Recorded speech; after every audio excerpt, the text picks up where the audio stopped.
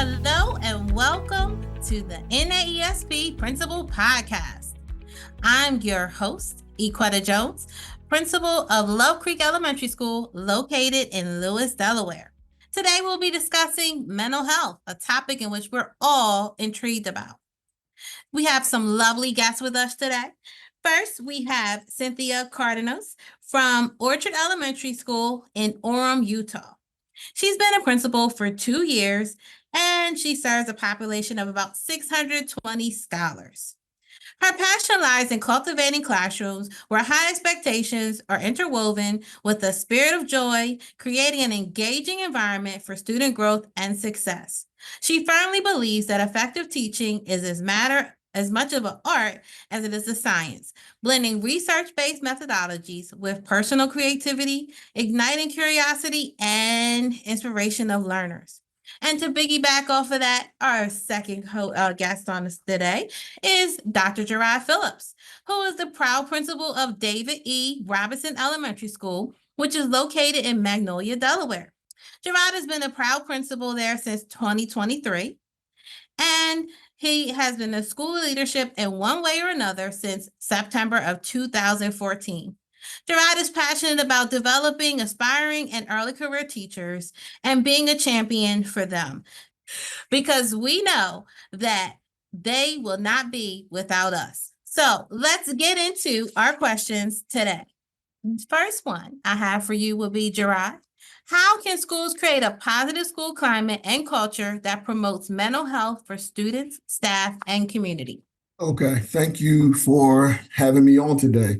So the first thing about having a positive school climate and culture that promotes mental health is you have to have adults that want to be in the school for our scholars, and have a mindset, even if they don't have the skill set, but have a mindset to want to go above and beyond and meet the needs of each learner. So I think that's key. And if you don't have that in your building as a leader, how do you give staff the PD and have those uncomfortable conversations to get them to trend that way?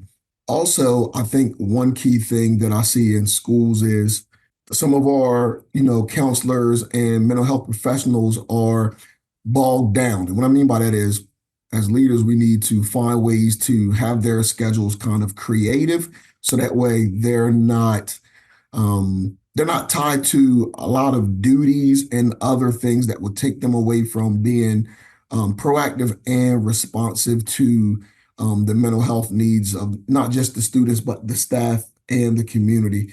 And also getting their ideas, our counselors, our mental health specialists, getting the ideas of things that they want to do out of their training and their expertise, marrying your leadership practices with what they have going on to see where the gaps are in the school, and not just having mental health be one other thing, but actually having it be interwoven into what you do. And I think the community piece may be more challenging than with staff and students, because depending on the communities you serve, mental health conversations may be frowned upon or kind of like avoided. So helping our community realize that we need to meet the needs of our students.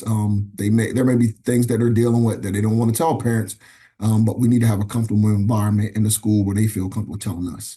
Cynthia, your thoughts?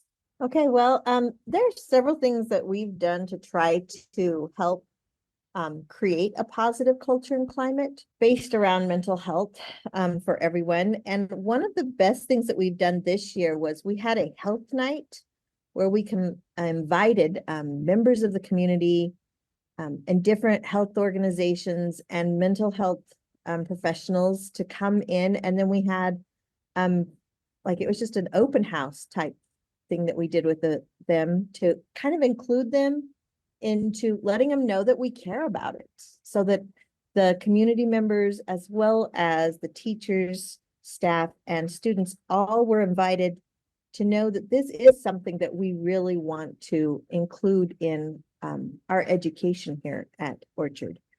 Another thing that we've done that we think is very vital is we give out a survey at the beginning of the school year, as well as the end of the school year to compare.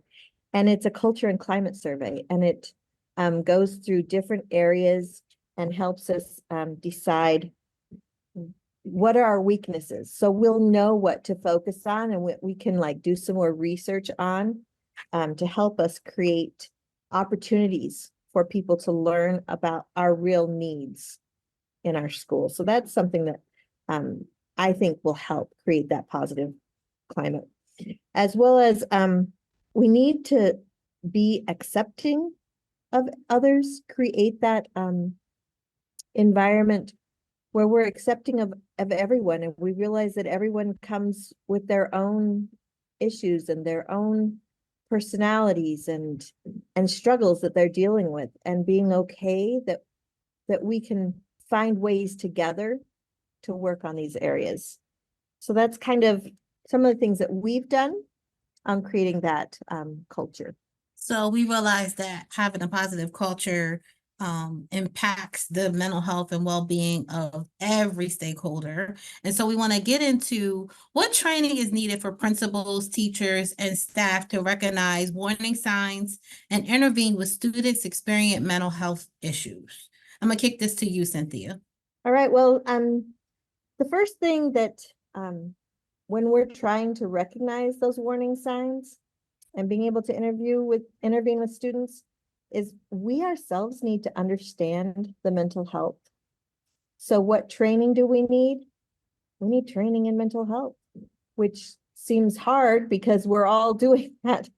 We all have so many things that we're trained on, and it seems like every year they're expecting us to have more and more training about different aspects of our job. But if we want to be able to find those early warning signs, we need to be trained ourselves. Our district, our state has some trainings that they do for suicide prevention now that we are all trained on. Child Find will help us determine whether there are needs for students. Being out, getting to know the students. I mean, that's one of the most important things is building those relationships.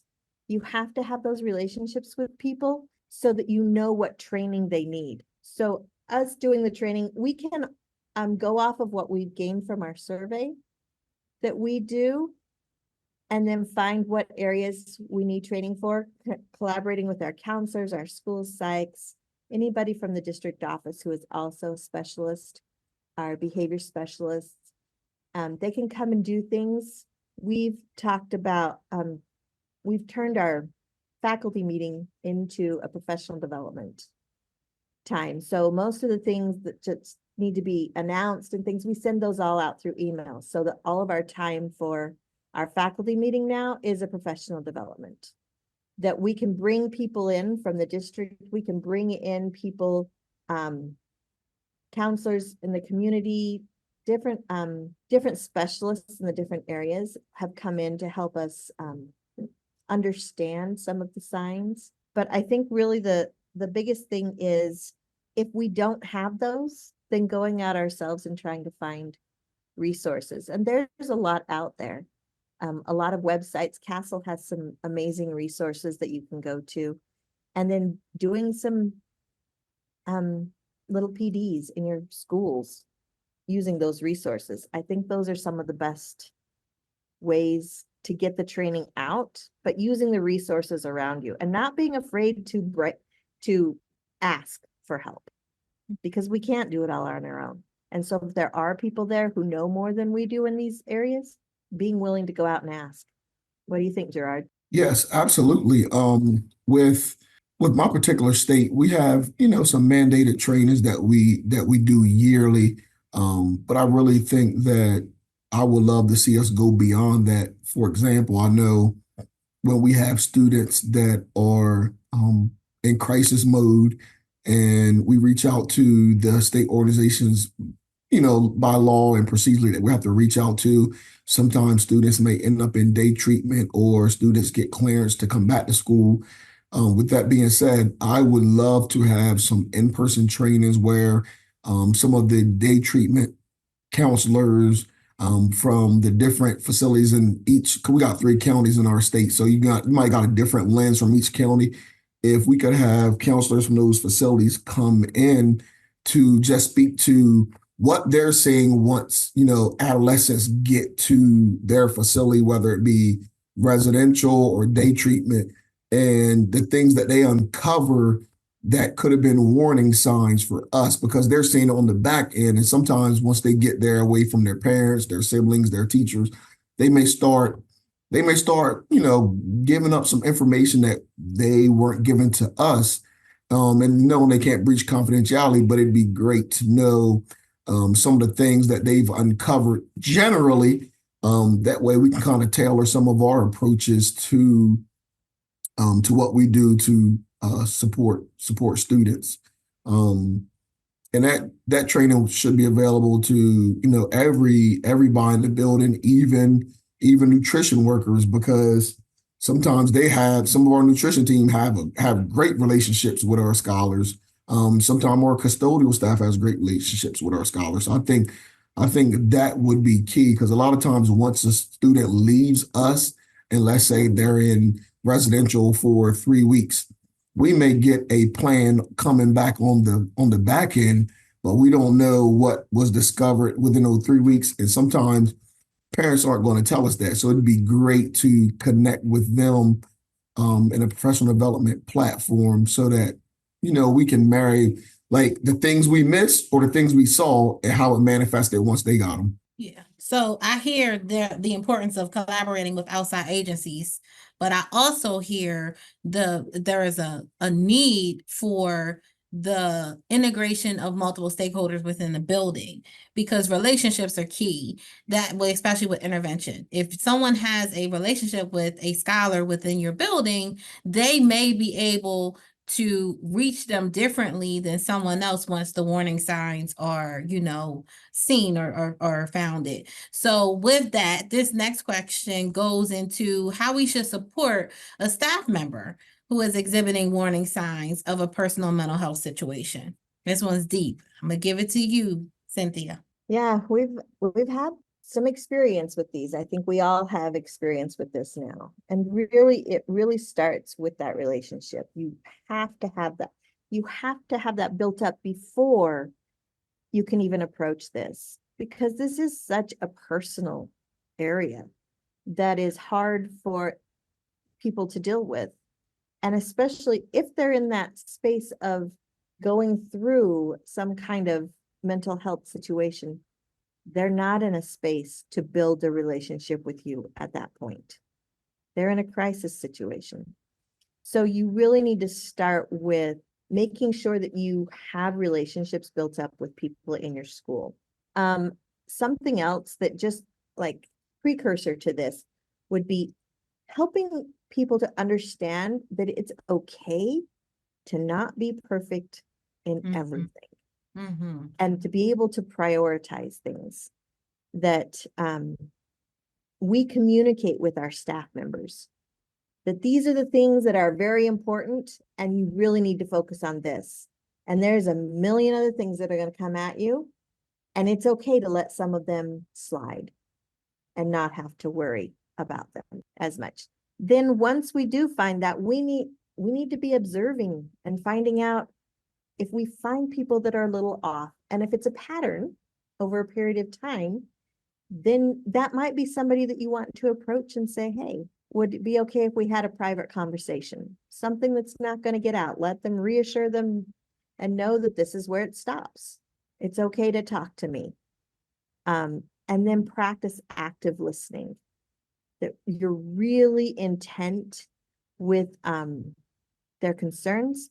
You're listening empathetically, without any judgment at all. They have to know that you're not judging, and you're not trying to solve it, because it's not going to be solved immediately within a short time frame, and that you are validating their feelings and letting them know that they're not alone in this, that they can rely on you. The other thing is what you really need to, before you get into all of this, is know what resources you have at your district. so that you know what resources you could connect them to. And if you don't know that, that's like one of the first things. We'll get into that in a little bit maybe, but you need to know what is available to help them and offer that to them. Jerod, what do you think? So you hit a lot of key points that I was thinking on. And one thing you said is my first biggie, confidentiality. Staff members knowing that it's not going to go past you. Their colleagues aren't going to, unless they share it with their colleagues aren't going to know what's going on. And I think the way you support a staff member with that is once you start seeing some warning signs, start having some periodic check-ins where you provide coverage, not taking their planning, because that's key, where you provide coverage for them to come check in. And if them signs really speak out to you, like you said, really relying on the resources in the district that you have. And it may come down to kind of have them put your money where your mouth is, where you provide them some time off that you cover, where it's not taken from them. If you could pull that off with your district, I think that goes a long way, because finances is big with some people, and they may forsake mental health issues with a trade-off for, well, I don't want to miss any work and use my days, but you got to take care of you. So I think kind of practicing what you preach about taking care of each other, and I think a lot of it goes to just having a safe space where they can really, they don't have to tell you all their business, but they can really express how they're feeling, like, I'm not okay, and not just making it a transactional experience between you and that team member. I think it's a lot of layers to it, but some of them may be just listening and really taking notes, and then reaching out to other resources to try to get an answer, because they may not want to go the next step with talking to somebody, and you may be the only person they'll talk to. So getting yourself prepared in the mental space and using strategies that you can gain from others to help your staff.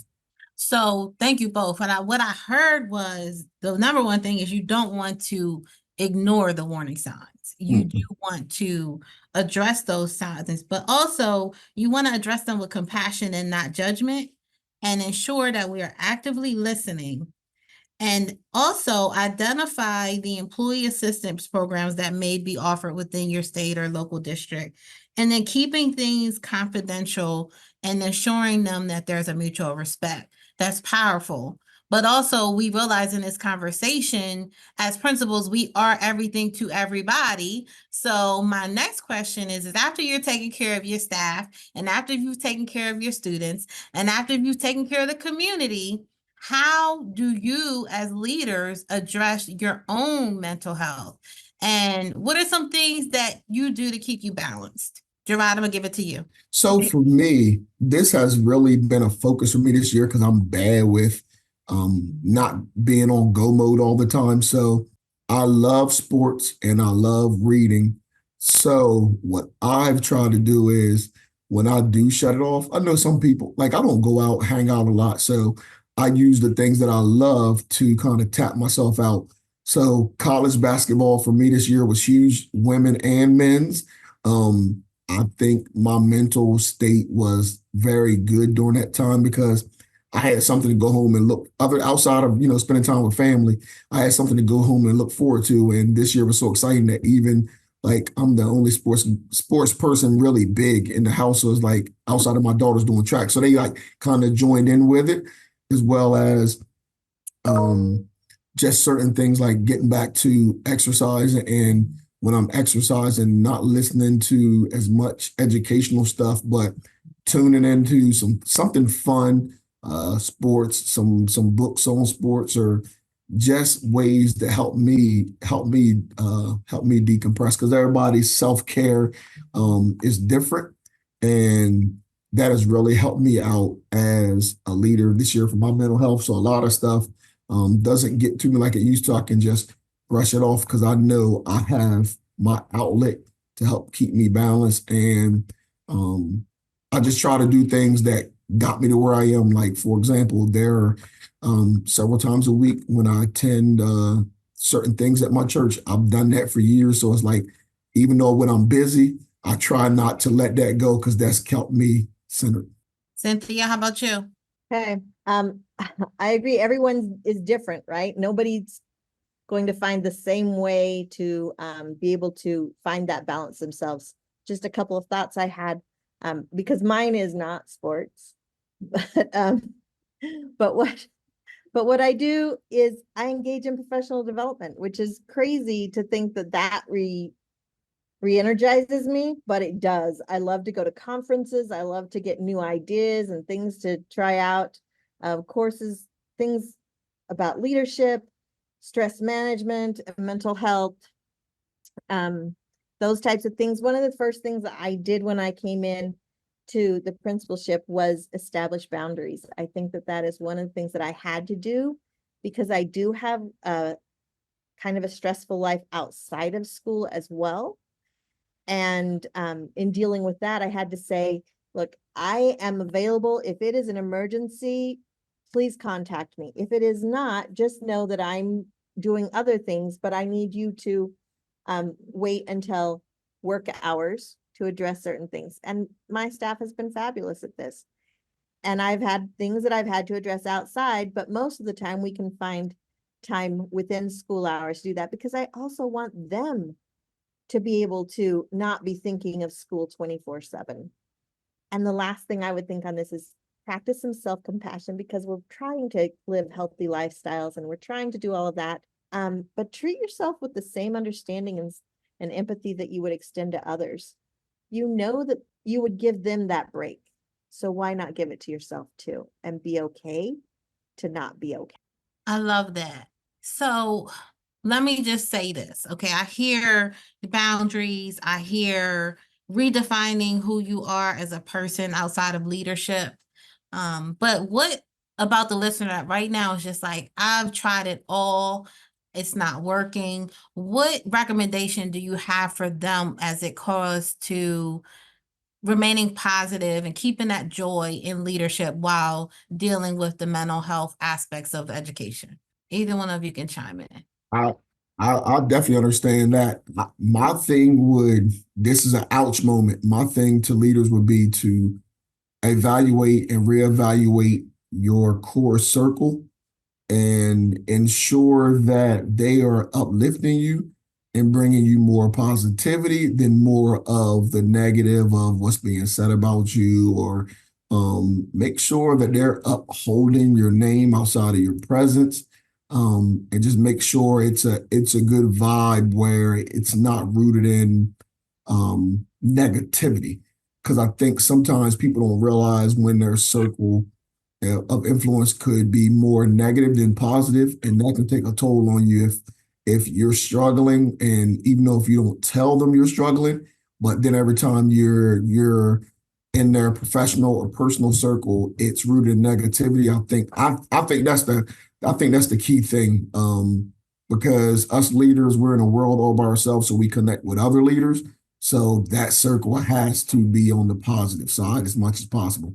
And just to add to that, I would just say, find your resources. Find your resources that are available to you. If you have one thing to do starting today, find out what resources your district has because you may need them and someone else, your teachers may need them, your staff may need them, or your students. And if you don't know what they are, you're going to struggle connecting people to what they need, even if it's yourself. So the one thing I would take is that go find out what resources are available easily that you can get to right away on top of others.